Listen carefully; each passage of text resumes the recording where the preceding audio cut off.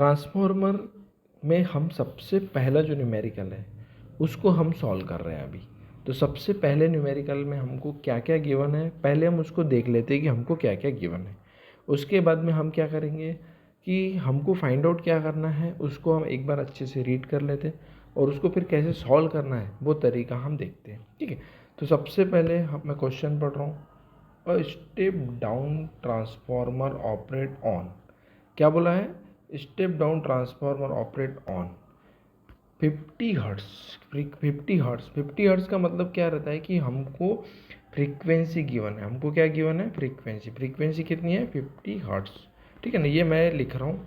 और उसके बाद में देखो यहाँ पर भी मैंने लिख के रखा हुआ है कि फ्रीक्वेंसी हमको कितने हर्ट्स गिवन है। तो फ्रीक्वेंसी हमको दी हुई है 50 हर्ट्स। ठीक है, अब नेक्स्ट देखते हैं हमको और क्या गिवन है। एसी सप्लाई, ठीक है ना, with primary voltage 230 volt. Primary voltage मतलब क्या होता है, ट्रांसफार्मर में दो साइड रहती है, पहली साइड रहती है प्राइमरी वाइंडिंग, दूसरी साइड रहती है सेकेंडरी वाइंडिंग। तो हमको उसने क्या दिया, प्राइमरी का वोल्टेज हमको दिया हुआ है 230 वोल्ट। और वोल्टेज को शो करने के लिए हम E1 का यूज करते हैं। E1 हमको दिया हुआ है 230 वोल्ट। E1 की जगह हम V1 भी यूज कर सकते हैं। तो V1 इक्वल टू भी हम क्या लिख सकते हैं, 230 वोल्ट। एक तो आप E1 यूज करो या फिर V1 यूज करो, बोथ आर सेम। ठीक है, तो हमको न्यूमेरिकल में क्या क्या गिवन है, पहले 50 हर्ट्ज फ्रीक्वेंसी गिवन है और हमको प्राइमरी का वोल्टेज हमको गिवन दिया हुआ है और इसको मैंने यहाँ पे लिख के भी रखा हुआ है। ठीक है, okay, E1 equal to 230 volt. उसके बाद में हमको नेक्स्ट लाइन क्या है, the cross sectional area of the core. Core का क्रॉस सेक्शनल एरिया कितना दिया है, 50 सेंटीमीटर स्क्वायर। और एरिया को शो करने के लिए ए का हम यूज करते हैं और हमको एरिया कितना दिया हुआ है, 50 सेंटीमीटर स्क्वायर। कितना दिया हुआ है, देखो यहाँ पे मैंने लिखा हुआ है एरिया इक्वल टू कितना दिया है, 50 सेंटीमीटर स्क्वायर हमको गिवन दिया हुआ है। ठीक है, अब जब भी हमको न्यूमेरिकल में सेंटीमीटर स्क्वायर गिवन दिया होगा, एरिया की वैल्यू अगर हमको सेंटीमीटर स्क्वायर में दी हुई है तो उस सेंटीमीटर स्क्वायर को आप कन्वर्ट करोगे मीटर स्क्वायर में। काय में कन्वर्ट करोगे, मीटर स्क्वायर में। यहाँ पे मैंने लिखा हुआ है ए इक्वल टू 50 सेंटीमीटर स्क्वायर। फिर मैं इसको कन्वर्ट कर रहा हूँ मीटर स्क्वायर में। तो मीटर स्क्वायर में कैसे कन्वर्ट करेंगे, तो सबसे पहले देख लेते हैं।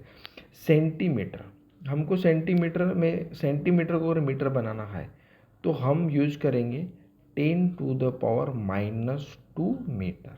ठीक है, लेकिन हमको न्यूमेरिकल में क्या दिया हुआ है, सेंटीमीटर स्क्वायर दिया हुआ है। तो अब क्या करोगे, तो सेंटीमीटर स्क्वायर को मीटर स्क्वायर में कन्वर्ट करना। सेंटीमीटर को में कन्वर्ट करेंगे हम मीटर स्क्वायर में। उसको कैसे कन्वर्ट करेंगे, देखो centimetre square is equal to, अब हमको सेंटीमीटर को अगर मीटर स्क्वायर बनाना है, क्या बनाना है हमको, मीटर स्क्वायर बनाना है। तो देखो 10⁻²। सेंटीमीटर को जब हम मीटर बनाते हैं तो क्या यूज करते हैं हम, 10⁻²। लेकिन अभी हमारे पास स्क्वायर है तो इस 10⁻² का स्क्वायर लेने का, क्या लेने का, स्क्वायर लेने का।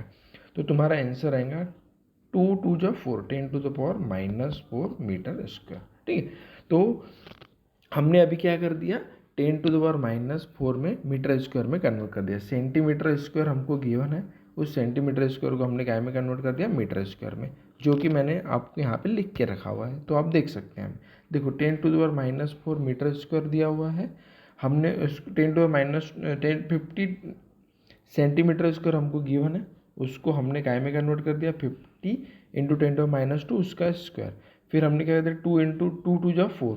तो आंसर कितना आएगा एरिया का, 50 × 10⁻⁴ मीटर स्क्वायर। ये हमारा एरिया का स्क्वायर रहेगा, एरिया का आंसर रहेगा। तो हमेशा याद रखना, जब भी एरिया अगर हमको सेंटीमीटर स्क्वायर में दिया हुआ है तो उसको मीटर स्क्वायर में कन्वर्ट करना। सेंटीमीटर को मीटर बनाने के 10⁻² यूज करते हैं और हमारे पास स्क्वायर है इसलिए हमने उसका क्या कर दिया, स्क्वायर किया है। ठीक है, ओके, आगे बढ़ते हैं। अब हमको कैलकुलेट क्या करना है, तो कैलकुलेट करना है हमको मैक्सिमम फ्लक्स फाइंड आउट करना है। हमेशा याद रखना कि अगर हमको मैक्सिमम फ्लक्स बोला हुआ है शब्द, मैक्सिमम फ्लक्स, कौन सा शब्द यूज किया हुआ है, मैक्सिमम फ्लक्स। तो हमेशा याद रखना कि मैक्सिमम फ्लक्स जब भी शब्द आएगा तो आपको यूज करना है सिंबल φm। कौन सा सिंबल यूज करेंगे हम, φm यूज करेंगे। ठीक है, उसके बाद में हमको फाइंड क्या करना है, मैक्सिमम फ्लक्स डेंसिटी। देखो यहाँ पे शब्द अगर डेंसिटी आ गया, हमेशा याद रखना जब भी अगर डेंसिटी शब्द आता है, मैक्सिमम फ्लक्स यानी फाइव, और उसके बाद में अगर डेंसिटी वर्ड यूज किया हुआ है तो हमेशा याद रखना बी एम यूज करना। क्या यूज करेंगे, आपको कैलकुलेट क्या करना है, बी एम कैलकुलेट करना है। क्या फाइंड करना है हमको, बी एम कैलकुलेट करना है। उसके बाद में थर्ड नंबर पे हमको दिया है voltage induce on the secondary side. Voltage induce on the secondary side मतलब हमको E2 को फाइंड आउट करना है। क्या फाइंड करना है हमको, E2 को फाइंड करना है। E2 को ही V2 भी बोला जाता है। E2 को क्या बोला जाता है, V2।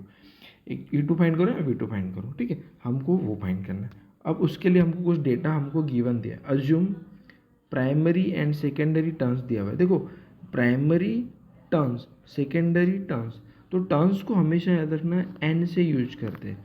अब हमेशा याद रखना टर्न्स जब भी लिखोगे आप न्यूमेरिकल में तो उसके लिए एन सिंबल यूज करना, ठीक है। अब यहाँ पे हमको प्राइमरी टर्न्स दिया हुआ है, ठीक है, तो प्राइमरी मतलब प्राइमरी टर्न्स अगर शब्द आ गया तो उसके लिए यूज करना है N1। अभी देखो उसके बाद में सेकेंडरी टर्न्स शब्द है तो N मतलब टर्न्स, और हम कौन से टर्न्स यूज कर रहे हैं अभी, सेकेंडरी, तो यहाँ पे लिखना है N2। अब हमको वैल्यूज गिवन है, एक 500 गिवन है और 250 गिवन है, तो प्राइमरी है टर्न्स 500, प्राइमरी टर्न्स कितने हैं 500 टर्न्स लिखना, ऐसे टर्न्स जरूर लिखना। उसके बाद में N2 कितना दिया है, 250 टर्न्स, कितना दिया हुआ है 250 टर्न्स। तो देखो हमारे पास में गिवन डेटा में हमको क्या क्या दिया हुआ है, ये देखो मैंने यहाँ लिखा हुआ है N1 equal to 500 turns, N2 equal to 250 turns. अब इन गिवन डेटा का यूज करके हम इन सभी वैल्यूज को फाइंड आउट करेंगे। तो देखो सबसे पहले हमको यूज करना है मैक्सिमम फ्लक्स डेंसिटी, हमको फाइंड आउट करना है। तो मैक्सिमम फ्लक्स डेंसिटी हम जब भी हम फाइंड करेंगे तो हमारे पास में सिंपल एक फार्मूला गिवन है, ठीक है ना, जो हमने ऑलरेडी स्टडी कर चुके हैं थ्योरी में। तो E1 का फार्मूला होता है, E1 इक्वल टू होता है 4.44 F phi m N1, ये हमारा फार्मूला है, ठीक है। ये मैंने नेक्स्ट पेज पे पूरा सॉल्व करके रखा हुआ है, तो हम नेक्स्ट पेज पे हम चल रहे हैं, ठीक है। देखिए यहाँ पे हमको फाइंड आउट क्या करना है, मैक्सिमम फ्लक्स, तो हमेशा याद रखना है मैक्सिमम फ्लक्स, और हमारे पास में E1 गिवन है, तो हम ऐसा लिख सकते हैं, हमने ऑलरेडी पढ़ चुके हैं the EMF equation of the transformer. क्या पढ़े हमने EMF equation of the transformer, E1 equal to 4.44 F phi m N1, ये हमारा standard EMF equation of the transformer. अब हमने E1 ही यूज किया हुआ है, वो हमने E1 इसलिए यूज किया क्योंकि हमको E1 गिवन है। अगर हमारे पास में सेकेंडरी वोल्टेज गिवन रहता था, E2 गिवन रहता था, तो हम यूज करते थे 4.44 F phi m N2, लेकिन अभी हमारे पास में E1 गिवन है तो इसलिए हमने क्या यूज किया 4.44 F phi m N1। Okay, अब इसको हम सॉल्व करेंगे। तो देखो हमको फाइंड आउट क्या करना है phi m, तो हमने क्या लिखा phi m equal to E1 as it is, और ये 4.44 F और ये N1 ये कहाँ पे चले जाएगा, E1 के डिनोमिनेटर, E1 के कहाँ चले जाएगा डिनोमिनेटर, इसलिए हमने इसको डिनोमिनेटर में लिखा हुआ। अब हम एक एक करके वैल्यूज को पुट कर रहे हैं। E1 हमको गिवन है 230 वोल्ट, E1 कितना है 230 volt, divided by 4.44 constant value है, फ्रीक्वेंसी की वैल्यू है 50 हर्ट्ज, और N1 हमको 500 गिवन है। हमने इसको सॉल्व करेंगे कैलसी से, हाथ कैलकुलेशन का कैलकुलेटर में जब हम वैल्यूज पुट करेंगे तो हमारे को आंसर ये मिल जाएगा phi m equal to 2.07 milli, m मतलब होता है मिली वेबर, ठीक है। तो अगर हमको न्यूमेरिकल में 10⁻³ आ रहा है तो उसकी जगह यूज करना मिली, 10⁻³ होता है मिली। नेक्स्ट स्लाइड, नेक्स्ट इसमें बढ़ते हैं। हमको नेक्स्ट क्या फाइंड करना है, मैक्सिमम फ्लक्स डेंसिटी। क्या फाइंड करना है हमको, मैक्सिमम फ्लक्स डेंसिटी। हमेशा याद रखना जब भी मैक्सिमम फ्लक्स डेंसिटी शब्द आ गया तो हम क्या फाइंड करेंगे BM, और उसके लिए सिंपल फार्मूला है phi m इक्वल टू होता है phi m इक्वल टू होता है BM इंटू एरिया। क्या फार्मूला होता है, phi m equal to BM into area. अब हमने अभी थोड़ी देर पहले याद है हमने phi m की वैल्यू फाइंड किया, ठीक है। उसके बाद में हमारे पास में एरिया ऑलरेडी गिवन है, हमको न्यूमेरिकल में गिवन दिया हुआ था, ठीक है। 50 इंटू 10⁻⁴ मीटर स्क्वायर हमने कन्वर्ट किया, तो वो वैल्यू यहाँ पुट करेंगे। तो अभी हम सबसे पहले BM को फाइंड आउट करें, तो BM को मैंने लेफ्ट हैंड साइड में लिख दिया इक्वल टू, अब ये बी एम यहाँ पे लिख दिया तो 5m के डिवाइड में कौन चले जाएगा, एरिया। 5m के डिवाइड में कौन चले जाएगा, एरिया। ठीक है। हाँ, अब हम इसमें वैल्यूज पुट कर रहे हैं। अभी हम क्या कर रहे हैं, 1 बाय 1 वैल्यूज पुट कर रहे हैं। 5m की वैल्यू कितनी है, 2.07।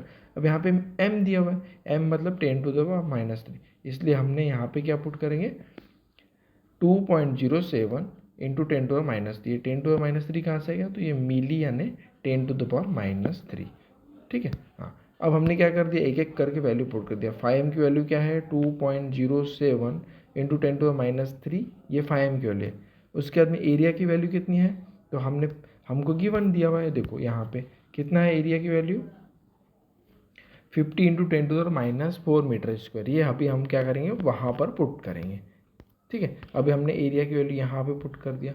अब इन दोनों का जब हम कैलकुलेशन सॉल्व करेंगे तो हमारा आंसर कितना आएगा, बी एम का 0.4144 टेस्ला। अभी अब टेस्ला क्या है, तो ये बी एम का यूनिट है। बी एम मतलब होता है maximum flux density. B M मतलब क्या होता है, मैक्सिमम फ्लक्स डेंसिटी। ठीक है, बी एम मतलब मैक्सिमम फ्लक्स डेंसिटी और टेस्ला ये बी एम का यूनिट है। ठीक है ना। और मैक्सिमम फ्लक्स डेंसिटी इसका दूसरा यूनिट है वेबर पर मीटर स्क्वायर। एक तो आप वेबर पर मीटर स्क्वायर भी लिख सकते हो, या फिर आप लिख सकते हो टेस्ला। क्या लिख सकते हो, टेस्ला। अब लास्ट हमको E2 फाइंड करना है। क्या फाइंड करना है, E2 फाइंड करना है। अब E2 फाइंड करने के लिए हमारे पास में इक्वेशन गिवन है 4.44 EMF equation of the secondary side, standard equation of EMF है 4.44 F 5m N2। 5m हमने अभी हमारे पास 4.44 कांस्टेंट वैल्यू डायरेक्ट है, वो लिख दिया यहाँ पे। F मतलब 50, 5m की वैल्यू अभी हमने कैलकुलेट किया था 2.07 इंटू 10⁻3। ठीक है, ये देखो यहाँ पे हमने 5m की वैल्यू पुट किया था। ठीक है ना, 5m अभी हमने यहाँ पे पुट कर दिया 5m की वैल्यू को, बराबर है। हाँ, उसके बाद में हमको N2 के नंबर ऑफ टर्न्स भी गिवन है। ये देखो हमको N2 के नंबर ऑफ टर्न्स कितने गिवन है, 250। तो हमने सारी वैल्यूज पुट कर दिया। तो अब हम यूज कर सकते हैं वैल्यू फाइंड, E2 फाइंड करने के लिए हमने सारी वैल्यूज पुट कर दिया। अब E2 इक्वल टू कितना हो जाएगा, 114.88 वोल्ट।